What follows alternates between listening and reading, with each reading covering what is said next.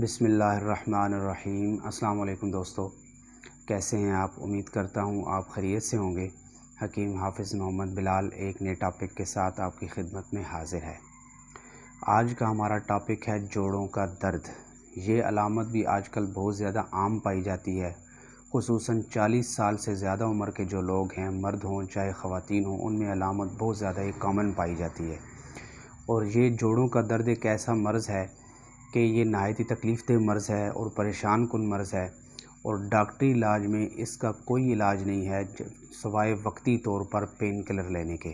जो ही आप किसी डॉक्टर के पास जाएंगे तो वो आपको वक्ती तौर पर पेन किलर, जो दर्द रोकने वाली अद्वियात हैं, वो दे देगा, जिससे दर्द वक्ती तौर पर तो रुक जाता है। चाहे वो 24 घंटे एक गोली खा ली या कोई कैप्सूल खा ली जिससे 24 घंटे निकल गए, लेकिन 24 घंटों के बाद दोबारा वही पोजीशन हो जाती है। और इन दर्द रोकने वाली जो अद्वियात होते हैं, इनके साइड इफ़ेक्ट्स जो होते हैं वो आहिस्ता आहिस्ता जिस्म के ऊपर नज़र आने लग जाते हैं, जिसकी वजह से बाज़ लोगों को कोलेस्ट्रॉल का प्रॉब्लम हो जाता है, कई लोगों का ब्लड प्रेशर हाई होने लग जाता है, बाज़ लोग जो होते हैं उनका यूरिक एसिड बहुत ज़्यादा बढ़ने लग जाता है। तो वो जो दर्द रोकने वाली अद्वियात होती हैं, उनके इस्तेमाल से दर्द तो रुक जाता है, लेकिन और बहुत सारी बीमारियां जन्म लेने लग जाती हैं। और जब आप इनका तज़किरा अपने डॉक्टर से करेंगे तो वो कहेगा कि भाई अब आप ब्लड प्रेशर की टैबलेट भी साथ लगा लें, कोलेस्ट्रॉल की टैबलेट भी साथ लगा लें, या यूरिक एसिड बढ़ गया है तो यूरिक एसिड वाली टैबलेट साथ लगा लें। तो मकसद ये है कि दिन ब दिन ये जो अलामत है ठीक होने की बजाय और ज़्यादा आपकी जो मेडिसिन्स होती हैं उनके अंदर इजाफ़ा होता जाएगा, लेकिन दर्द अपनी जगह मुस्तकिल कायम रहता है। इस वीडियो के अंदर इंशाल्लाह हम बात करेंगे कि जोड़ों के दर्द की 3 अक़साम होती हैं। उन तीनों किस्मों को आप डायग्नोज़ करके उसको ख़ुद अलामात से अंदाज़ा लगा कर तो उनका अलहदा-अलहदा इलाज है। उनकी वजूहात और हैं, इसलिए उनका इलाज भी अलहदा होता है। तो ये जो वीडियो है ये पार्ट 1 है। इसके अंदर हम बात करेंगे जोड़ों का दर्द बवजह बलगमी रतूबात। ऐसे लोग जो बलगमी चीज़ें, जो बलगमी ठंडी चीज़ों का इस्तेमाल बहुत ज़्यादा करते हैं, मिसाल के तौर पर मिल्क शेक का ज़्यादा इस्तेमाल करना, या आइसक्रीम का इस्तेमाल करना, दूध या दूध की बनी हुई चीज़ों का बहुत ज़्यादा इस्तेमाल करना, ठंडा पानी इस्तेमाल करना, इस तरह की चीज़ों के इस्तेमाल से इंसानी जिस्म के अंदर बलगमी रतूबात पैदा होती हैं, और ये बलगमी रतूबात जोड़ों के अंदर जाकर रुक जाती हैं, और जिसकी वजह से जोड़ों की हरकत को ये कम कर देती हैं। और जोड़ों की हरकत का कम होने की वजह से इंसान को मुस्तकिल तौर पर जोड़ों के अंदर दर्द रहने लगता है। और इस दर्द की एक मेन जो एक निशानी ये है, अलामत ये है कि इस किस्म का जो दर्द होता है ये रात के वक्त ज़्यादा होता है या आराम करने की सूरत के अंदर ज़्यादा होता है। जो ही बंदा लेटता है तो इसको दर्द में इजाफ़ा हो जाता है, उठ के चलें फिरें तो दर्द में आहिस्ता आहिस्ता कमी आनी शुरू हो जाती है।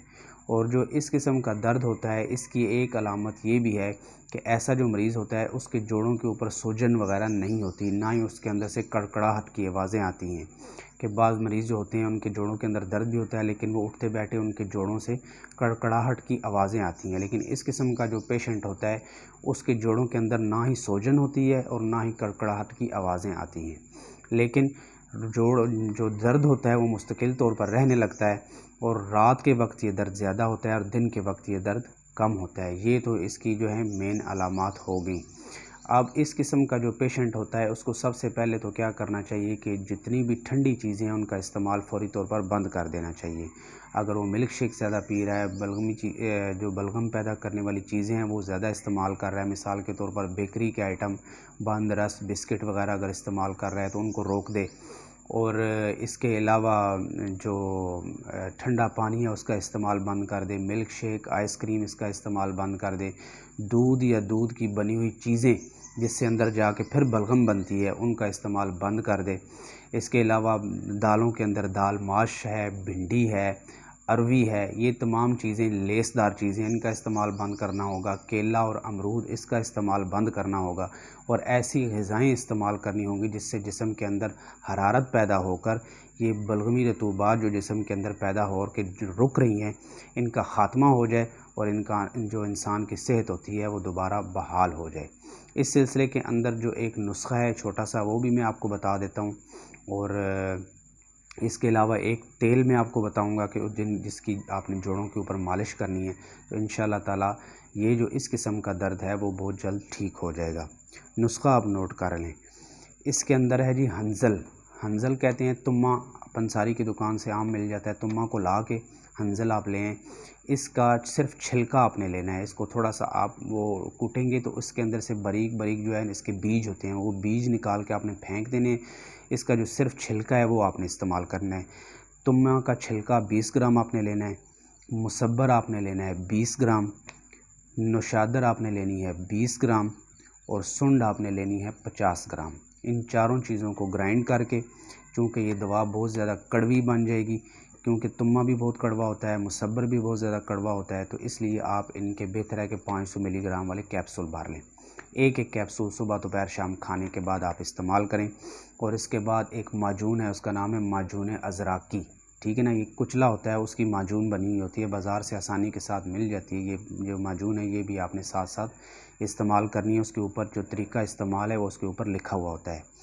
जो ऑयल है ये इस तरह करना है कि 3 से 4 जो लहसुन की आप वो जुए लेकर, उसको थोड़ा सा 50 ग्राम ऑयल लेकर उसके अंदर उसको जला लें लहसुन को। और उसको जो जब वो ठंडा हो जाए, उसको हल्का सा नीम गर्म हो जाए तो इसकी जो है अपने जोड़ों के ऊपर वो आपने मालिश करनी है। तो इस तरीके के ऊपर आप अपने जोड़ों के दर्द का इलाज करें। जो नेक्स्ट वीडियो होगी उसके अंदर हम पार्ट 2 में जो दूसरी किस्म है उसके मुतालिक हम इंशाल्लाह बात करेंगे।